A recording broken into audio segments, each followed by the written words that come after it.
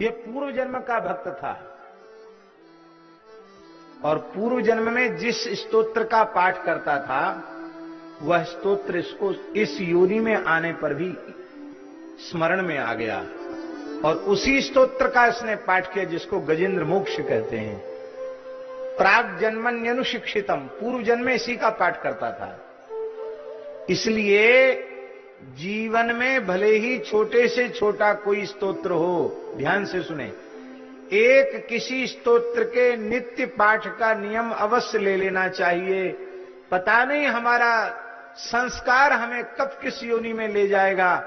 हो सकता कभी हमें भी गजेंद्र के समान संकट में पड़कर जिस स्तोत्र का हम पाठ करते होंगे, जिस मंत्र का हम जप करते होंगे, कथनचित उस भोग योनि में पड़े होने पर भी गजेंद्र के जैसे हमें याद आ गया तो गजेंद्र उद्धार की लीला वहां तो वही हमारे साथ भी ठाकुर जी की लीला हो जाएगी। तमाम स्तोत्र ऐसे होते हैं जिनको याद करना नहीं पड़ता, वो याद जैसे होते हैं। इसका मतलब क्या है? इसका मतलब यही है कि पूर्व जन्मों से उनका अभ्यास है। पाठ ही नहीं करना, जप ही नहीं करना,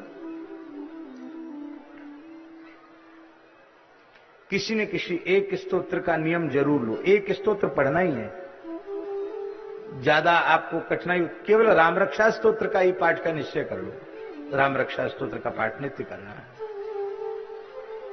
विष्णु सहस्रनाम का पाठ नित्य करना है, एक किसी स्तोत्र का रामस्तवराज का पाठ नित्य करना है, अथवा गोपाल सहस्रनाम का पाठ नित्य कर, एक कोई स्तोत्र का नियम ले लेना चाहिए। गजेंद्र मोक्ष का तो इतना महात्म्य है कि जो प्रतिदिन गजेंद्र मोक्ष का पाठ करता है, मृत्यु के क्षण में भगवान की याद उसे अवश्य आ जाती है, उसका कल्याण हो जाता है।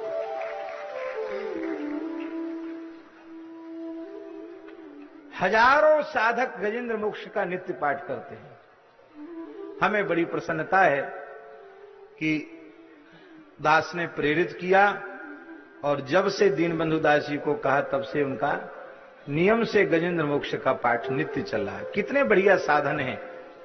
हम रोज स्तोत्र पाठ करें तो ये पक्का है कि मरते समय भगवान की याद आएगी आएगी आएगी।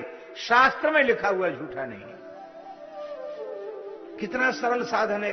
रोज गजेंद्र मोक्ष का पाठ करो, भगवान याद आ जाएंगे। और एक बात कहें, गजेंद्र मोक्ष भयंकर विपत्ति से तत्काल छुड़ाने वाला है। चाहे जैसा संकट हो, पवित्र संध्योपासन संपन्न सदाचारी ब्राह्मणों को संकल्प लेकर बिठा देवें, गजेंद्र मोक्ष के पाठ आरंभ करा दें, असाध्य संकट का भी समाधान हो जाता है, विपत्ति से छुटकारा हो जाता है।